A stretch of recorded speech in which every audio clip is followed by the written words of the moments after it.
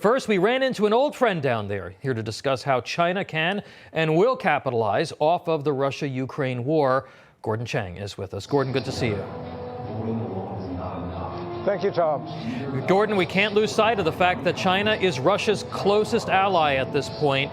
Your thoughts on how they have responded to Putin's aggression thus far, and also what they will do to exploit any weakness or division that they have seen from the West that's been on display here.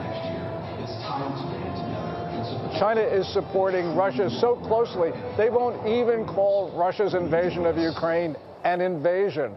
And I think they're looking at the timid and meek response of the Biden administration and thinking that maybe the Biden administration will be timid and meek and hesitant in responding to aggression against Taiwan, India, Japan, Philippines, God knows where. So let's assume for a moment that they don't necessarily move on Taiwan as a lot of people expect that they could, while the West is distracted in Ukraine. What could be another offensive move that that we could see here from the Chinese? Tom, I'm sorry, I didn't hear that. I said, I think that really what we're talking about. Go ahead. Yes. Yeah, what we're talking about here is that China sees a very weak American administration.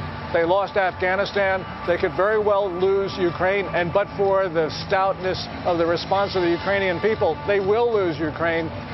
Putin will go against the Baltic states, and that means Xi Jinping will be free to do what he wants. And by the way, Tom, it's also North Korea, Iran, Pakistan, maybe Algeria. They're their proxies. They could start something as well.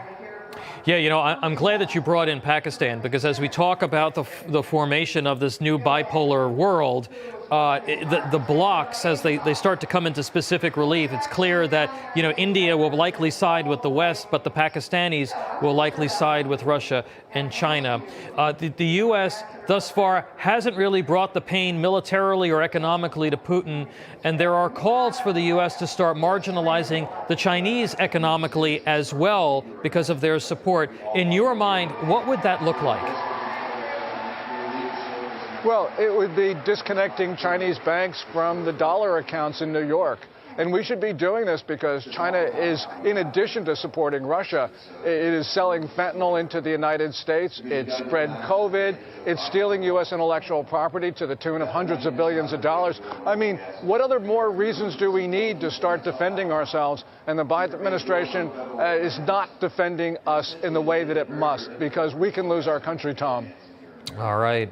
Gordon Chang, thank you so much for being with us down there live at CPAC. Thank you, Tom.